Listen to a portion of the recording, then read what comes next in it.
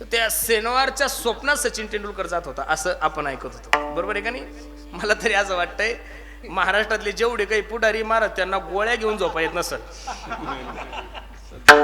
बाटल्याच्या बाटल्या पिऊन सुद्धा झोपा येत नसल, असं उचकत मनोज पाटील आला काय करू अशी होत असेल महाराज, काय सांगता येत नाही. हो ना, त्यांची सगळ्याची झोप मोडलेली आहे.